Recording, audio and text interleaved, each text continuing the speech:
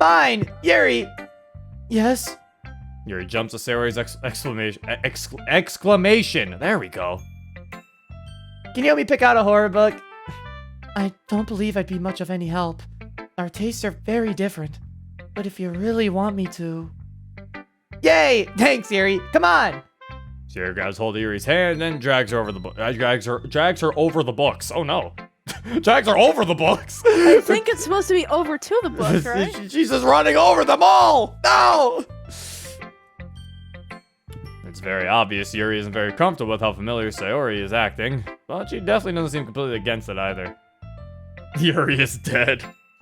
I guess everyone's got a soft spot for someone like Sayori. Looks like we'll both get the same genre. Trying to pull Natsuki to another conversation, I throw some words into the wind. Yeah, but there's no genre like slice of life on the board.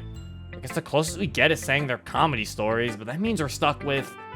Looking at the board, I see that comedy is directly across from tragedies, which probably means we're going to be stuck with one of those so-called stuffy stories. The idea doesn't really mean much to me, but I can tell Natsuki's definitely not a big fan of the idea. Let's just go find something. She turns around on her heel and walks toward the back with a huff. Following suit, I found that Sayori has managed to make a mess of things with only a minute of headway. To her right, various books, which I assume have been rejected, are sprawled across the table. Luckily, none of them seem to have been bent by her carelessness. Natsuki begins to look through Sayori's rejects, making sure to stack them once she has also discarded them. Hey, is this a horror book, Yuri? It's got a dark cover and the text is kind of scary looking. Well, the Book Thief isn't really a happy story per se, but I wouldn't consider it a horror one either. It's more bleak historical fiction. Aw, I was sure this one would be it. Having lost another round of guessing, she adds the book to the pile of rejects.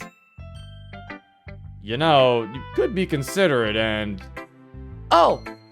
Pulling out another book, she pushes it over to Yuri for approval. Yuri looks at the book only for a second before her expression drops and her face lights up into a furious crimson. She attempts to say something, but she only is able to get so far before embarrassment creates a roadblock. That's... Are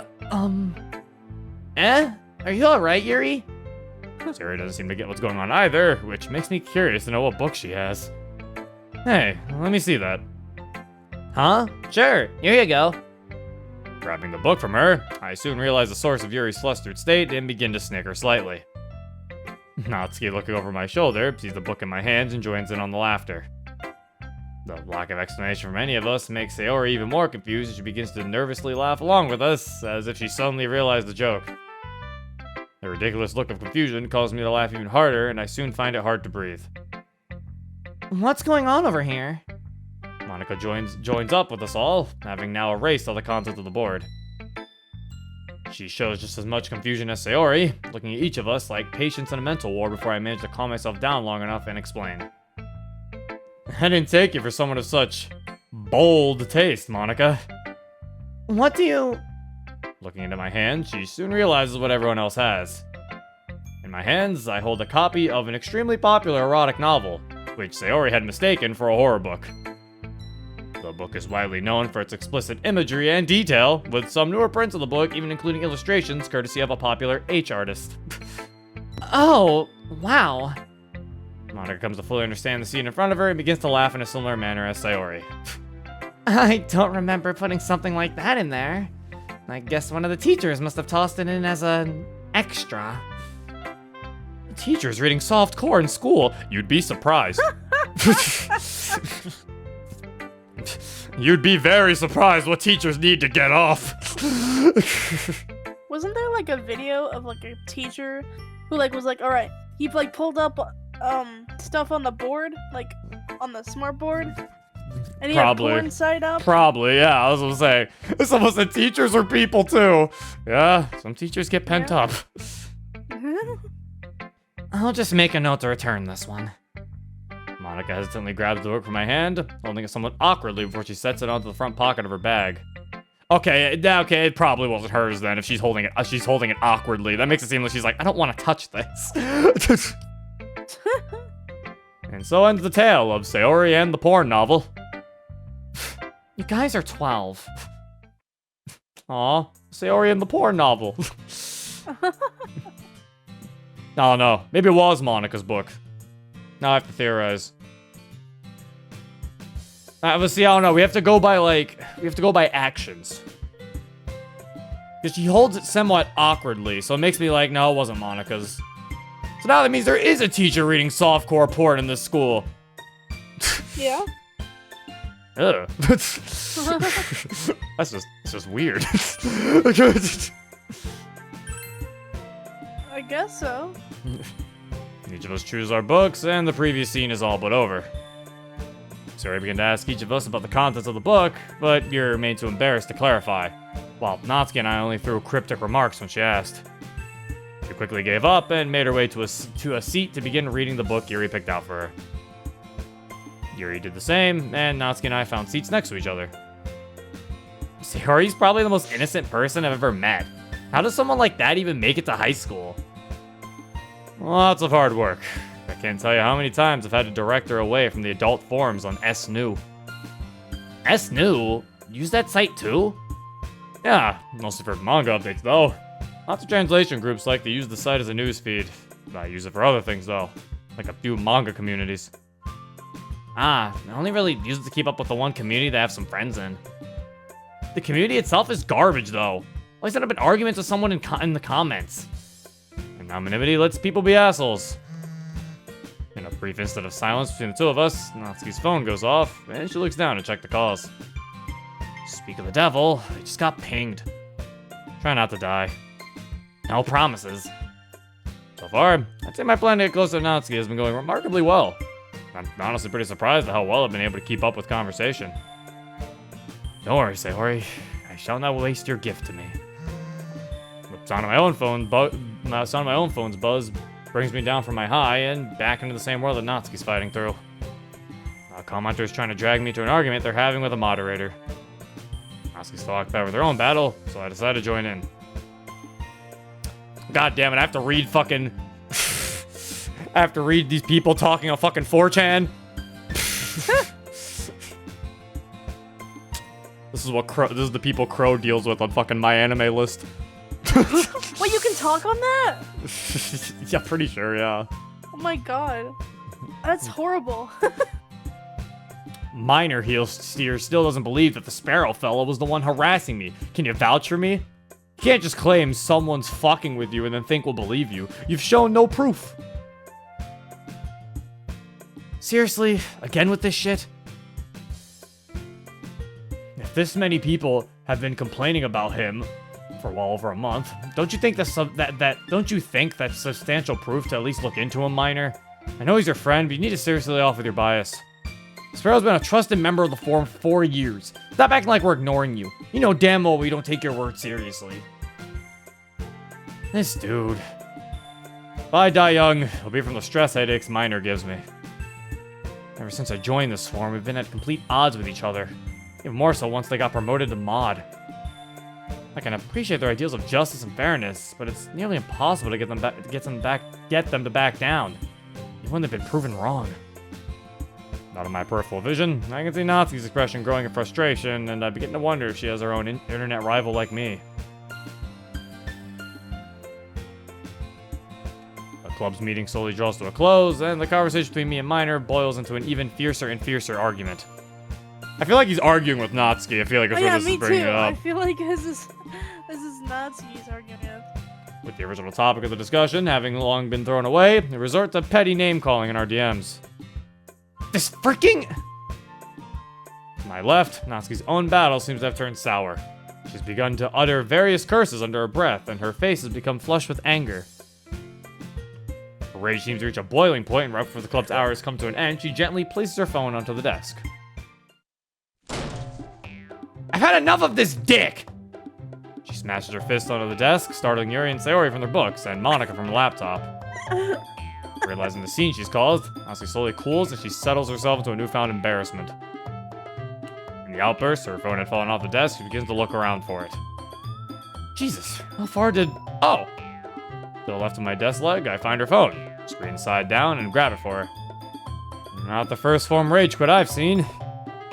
Yeah, there's just one freaking jerk on the forum I always argue with. I'm starting to consider banning him. He hasn't broken any of the rules. I'm not about to get demoted over some idiot online. Natsuki's gonna ban him. No! No! Natsuki, you're abusing your power! Badman! Badman! Bad. Natsuki's being a badman. Of course Bug wrote this mod. Oh no!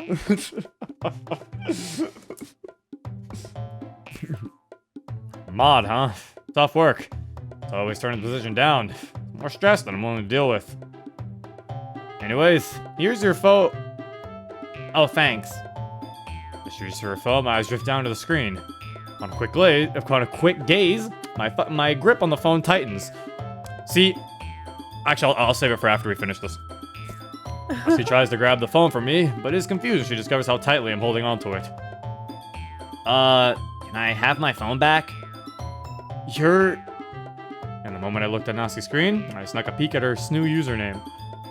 And what I found caused my blood to run cold. You're in a minor? She's in a minor. You're in a minor? Natsuki? Well, she is a minor. I mean, look at her. So I guess it's fine. Boom, boom. Yeah? How do you... Natsuki soon realizes how I know that name, and her eyes widen in disbelief. For a moment, we simply sit there motionless, neither saying a word. After around a minute or two of silence, we managed to utter a few short words. It can't be. You've got to be kidding me. Someone said call me Natsuki. No! No! Sayori, having just put away her book, skips over to the two of us, completely oblivious to the tension in the air. Ooh, what's going on over? So you're the dick always on my case. Whatever delusion Sayori previously held about the two of us is smashed, as is the silence between me and Natsuki when she lets out a burst of furious energy. Whoa. On your case? I'm not trying to constantly antagonize you. You know damn well I'm just being dragged into your shit. Really? Then how come whenever I feel the need to post, for some reason, you're always one of the first to comment?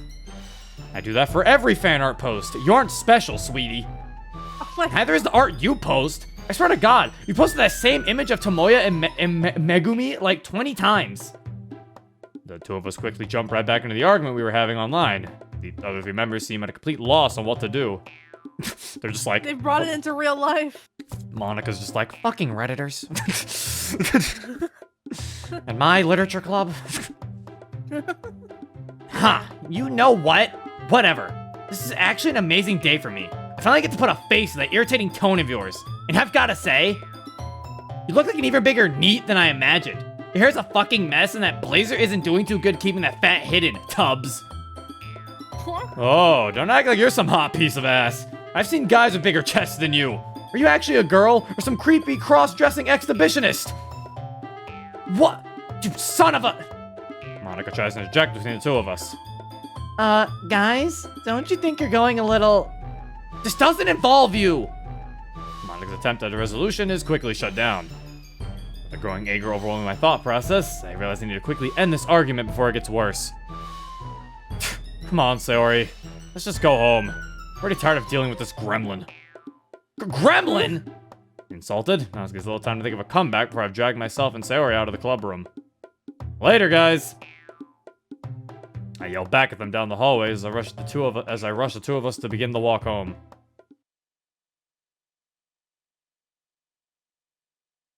I honestly feel like Natsuki should have punched him, considering she punches you for less in the base game. Those are jokeful, like, punches, though. She knocks the wind out of you in the vanilla game, and it's not Yeah, joking! but I don't think she tried to. Yes, she did. She did it because you wrote a poem for Yuri. I think it's because he got away too fast. If he stayed a bit longer after he called her a gremlin, that probably would have been a punch. Around 5 minutes away from... Oh, sorry, now that it's silent, I'm gonna say this now.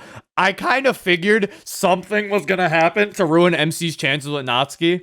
Because it was like... Because, like, the fact that his introduction with Yuri was horrible. So his interaction with Yuri was horrible, but it's like, oh, his interaction with Natsuki's going a little too well for this MC. This man has the worst luck ever. So I was like just waiting for it to blow up in his face, and there it was. It was one of those things where I was like, I was just waiting for this to just for it to just fuck up for him. And yeah, it sure did. Natsuki's implied to be stronger than she's supposed to be, so it may have been a joking one. Possibly.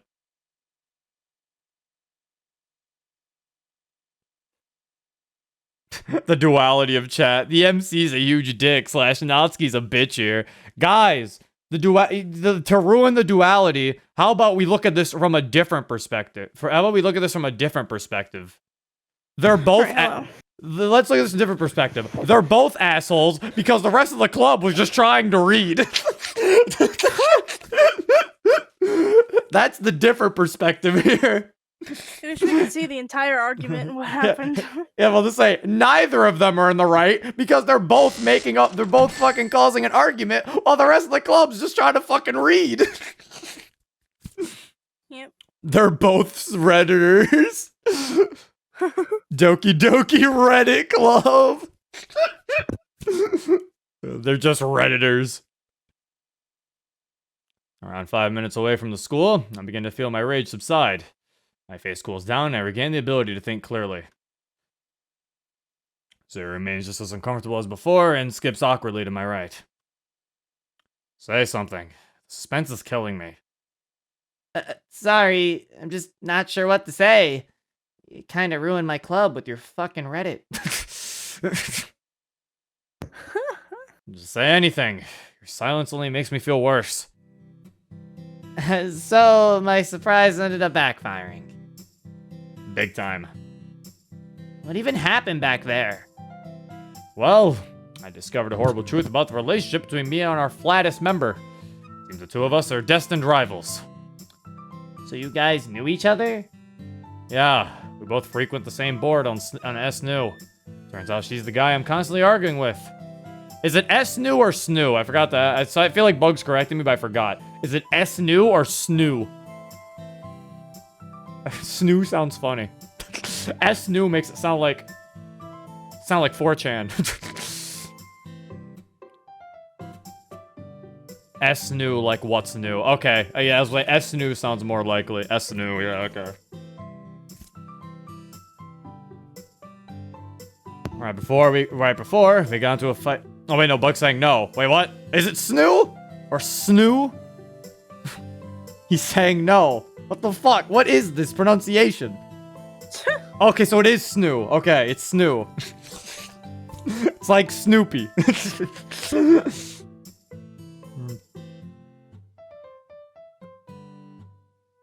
So, like, lights what's new, so SNU, okay. We got into a fight in DMs, and when she knocked her phone off the desk in anger, I found out she was the same person. Wait, you guys are fighting because of a website? Yes, Sayori. They're gremlins. It's more than a website, Sayori. It's a lifestyle. I don't get you at all. But you need to apologize to her. Nah, I'm good. She's the one who came at me. If anything, she should apologize. Come on. If neither of you do, then the club's going to be ruined with your clouds of anonymity. Animosity, Sayori.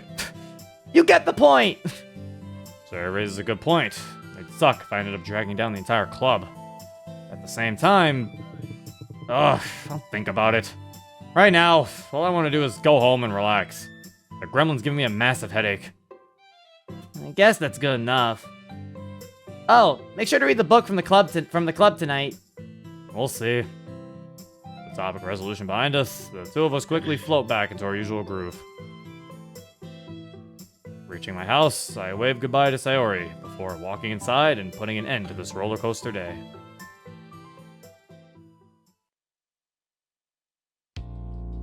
Leaning in my chair, I take a moment to stare up at the ceiling and think. So that plan to get Natsuki couldn't have gone worse.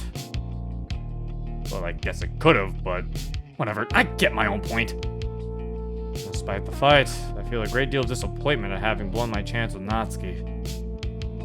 Even if I didn't start it, it's still feel like a complete tool for fueling it further. The fight's vestige still lingers in my head, birthing a deep pit of regret in me.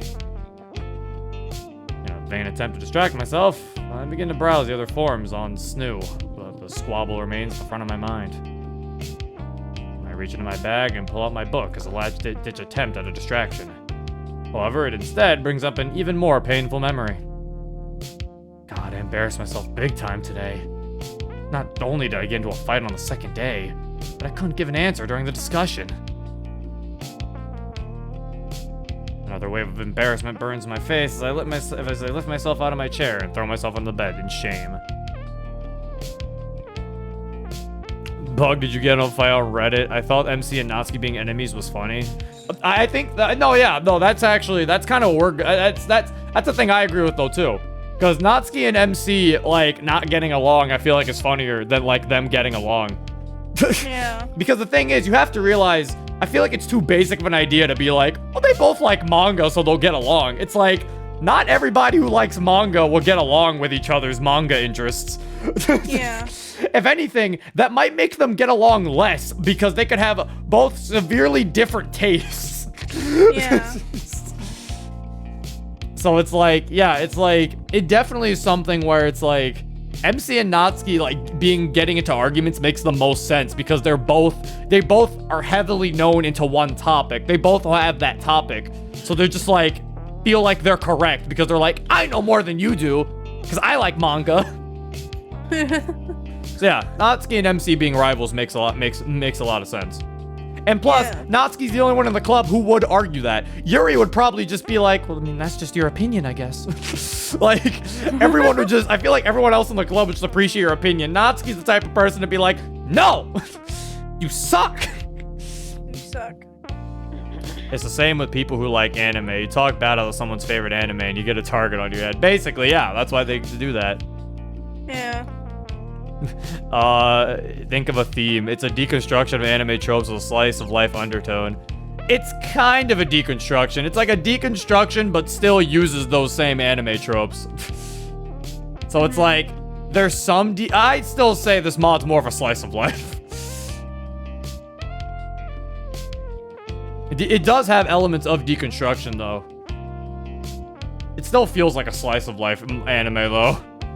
Yeah. Maybe the undertone is the overtone instead.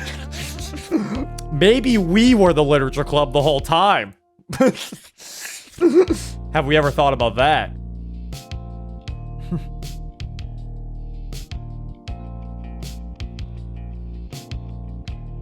I probably could have thought of something if everyone was looking at me like... I throw these words in the silence of my room, somehow hoping to convince myself. The question of what I enjoy seems so simple on paper, but I find it painfully hard to answer once presented with it. There's no one thing I can enjoy, no one genre, no specific writing style or author, anything. Just like what I like. The same conclusion I gave Monica, which felt at least acceptable at the time, was extremely hollow once I repeated to myself.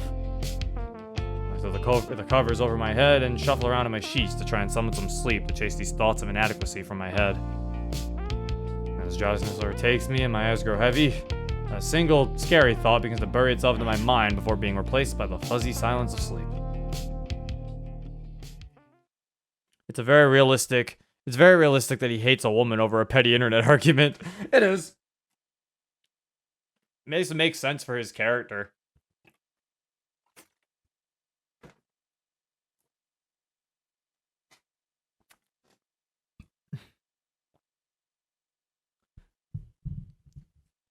Who's her?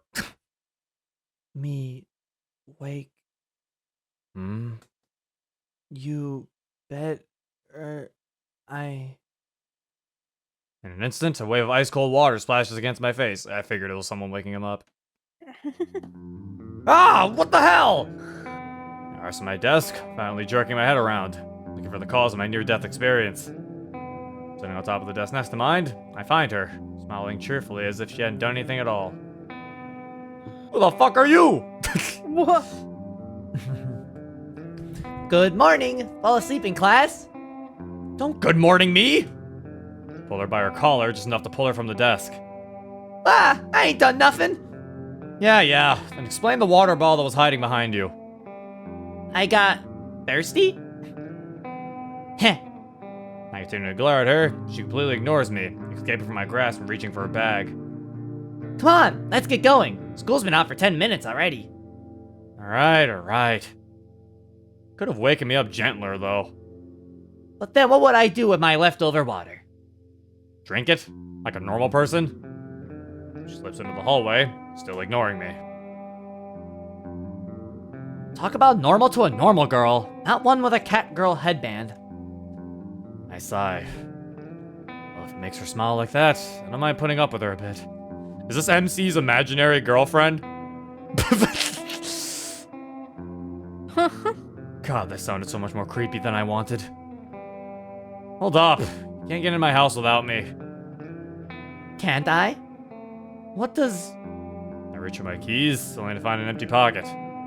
Hey, wait a second! I rush out into the hallway, just in time to see her slip around the corner towards the school's entrance. You damned thief! Poem 3. Samudea. Here we go. It's female MC? I don't know if that's the point. Maybe, who knows? Is this... Oh, the camera's already here. Where's the... hello, and welcome back to the... Poet of the... Our boob stopped it.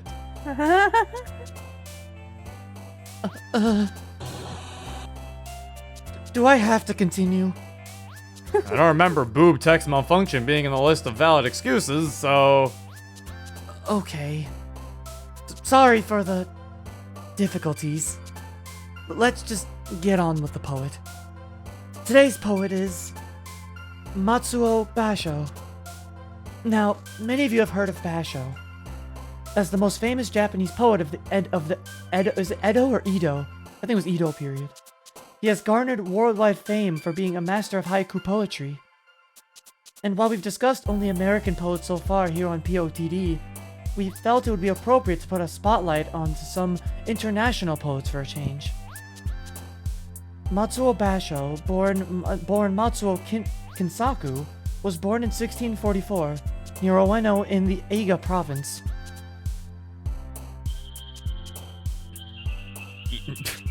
Edo period. Oh, so it is Edo? Oh, there we go. Having been born of samurai descent, his father worked as a servant to the local Yoshitara. I hate this. I'm starting to miss the American poets. The Yoshitara family. So when he passed in 1956, Basho became the servant to their son, Todo Yoshitara. It is said that Yoshitara had early on gained a deep love of poetry, and now serving under him, Basho would join in on the enthusiasm. The two would take up Haikai no Renga, an early form of haiku, together, and in 1662, Basho began to produce his earliest works. Around 1665, the two boys, along with some other acquaintances, would compose a hyokin, essentially a 100-verse collaborative poem, further solidifying Basho's passion. It's way easier to type this shit than to say it. However, in 1666, disaster would strike as Yoshitara would pass away unexpectedly, leaving a deep scar in Basho's heart. The loss of his friend would cause him to throw away his ancestry of the samurai and leave his post and home. Basho's life around this time becomes foggy, and with he himself not recalling the details too well. His references to the time consist of coveting an official post within tenure of land, and a fascination with the ways of homosexual love. There's actually a great deal of mystery regarding that last particular entry. In fact, we could fill an entire segment with theories about his potential homosexual... Yuri, down girl. Right, sorry. Regardless of the details, he would continue to have his poetry published in anthologies in 1667, 1669, and 1671, and published compilations of his and others' works in 1672. Though he would often note that he was very unsure of himself and his chosen path. The fear of having made a mistake began to creep its way onto him, would become a lifelong problem. Around the spring of that year, Basho would move to Edo and be quickly recognized for his style of poetry, being inducted into the inner circle of the haikai profession in 1674. In 1675, his fame would give him the opportunity to compose alongside Nishima Soin, founder of the Darin School of Haikai. It was during this occasion when he gave himself the first haigo, or pen name, since the death of Yoshitada, the name being Tosei. By the year 1680, Basho had become a full-time instructor, gaining a class of 20 who began to publish their works while advertising their connection to Basho's teachings. It seemed, though, that Basho's heart had not yet fully healed from the loss of Yoshitada, as he had moved out of the public eye and began to lead a more reclusive life. His disciples built him a hut and outside planted a Japanese banana tree, which would be the namesake of his final haigo, Basho. Despite his continued success as a poet, Basho grew even more dissatisfied with life and began to practice mediation to try and calm his soul. That said meditation! Meditation? Honestly, this is kind of boring me. It did not work. In fact, his life seemed to get worse as in 82, his hut burned down, and in 83, his mother passed away. While his disciples built him another hut, this did not seem to improve his mood, and in 1684, Basho would embark on one of 4 major wanderings in his life. Basho seemed to leave on his journey, believing it be his last, as he wrote that he would simply die alone in the middle of nowhere or be killed by bandits. This journey, however, did wonders for the wandering poet. He began to find appreciation for the changing seasons, scenery, and people. Traveling from Edo to Mount Fuji, to Ueno, and then to Kyoto, he met many who adored him and advised him to disregard the contemporary Edo style of poetry. He had returned to his home in Edo in 1685, resuming his teaching job and secretly begin planning for another journey. In these following years, he would embark on 2 more wanderings in 1687 and 1688 for moon watching and the Lunar New Year respectively. His most famous journey, described in his masterwork Oki no Hosomochi, began on 1689 alongside his student Kawai Sora to the northern provinces. The two would reach them on June 29th and begin touring the western coast in July for hiking back over the course of 150 days. 1691 came when the two returned home to Edo as Basho feverishly began documenting his journey. Though it appeared that his hermit tendencies began to return, he would move into a new hut, and once again built by his disciples, and begin to once again live in isolation from people. In 1694, he would leave Edo for the final time and travel to Ueno and Kyoto before arriving Osaka. It was at this time he became sick and a stomach illness and passed away peacefully surrounded by his disciples at the age of 50. In 1702, his masterwork would be published posthumously and grant him nationwide recognition. His works would grow in popularity in the 18th century as many commenters would go to great lengths to find historical references within his works, each lavishing him with praise. For a time, it was even considered blasphemous to criticize his works. This would end during the late 19th century when Basho's works came under heavy criticism from Asoka Shiki, whose bold words helped tear down the deity status Basho's work had obtained. Despite that, Shiki would play a huge part in helping Basho's work reach an English-speaking audience.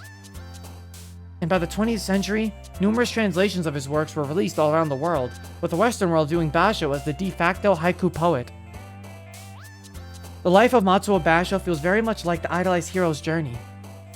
One who faces a great tragedy and refuses to fully face it, or gaining a new outlook on life and triumphing over it. Then finally returning as the hero. In fact, it seems obvious that he would be regarded as the greatest master of haiku. Early on, he had been recognized for his talents, and as his life progressed, his works would inspire many of others to take their own wanderings to try and uncover the secret to his talent. And in death, his words would gain even more power as hundreds of thousands were introduced to him and found themselves enraptured by these short little poems. We can only hope that at the end, surrounded by those captured by his words, he would finally be sure that he had made the right decision in pursuing what he loved. And this is why, kids, you don't copy and paste things into your Atom. To end off this POTD, I'd like to read what's considered Basho's death poem to sign us off. No, that's fine, Yuri. We can just end the... Thank you for taking the time to listen. Ahem. Get him out. Get her out of here. No! I'm not reading this. Well, as this happens, yeah, I was gonna say this as a problem. I was gonna say this as a problem with the poem of the day, but like, because it's like I would say it's like more of an. I would say a problem with the poem of the day, but it's like, it's only a problem with Yuri's because Yuri's boring.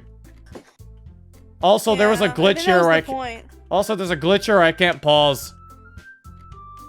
Oh, yeah, there's like a little thing at the bottom. You can't even see the, Yeah, the save thing. Yeah, the thing is gone. Can you not even press escape? You can't. When the quick menu's gone, you can't pause. How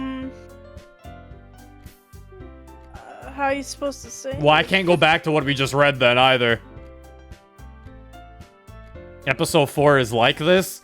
So you can't pause at all in episode 4? I don't know, Bug. I think you got a little too creative with that. You can. Hold up. When we're gonna have to read this when we get to episode 4 anyway. So wait, hold up. How long into episode 4 until you can pause? That's a lot. All right. Well, we're gonna end the stream here anyway. Luckily it just says it just says episode 4, so it doesn't matter. I was like saying it doesn't matter if I can't save. I can just click episode 4. Okay. So I can just click episode 4. That's the whole point of the starting thing.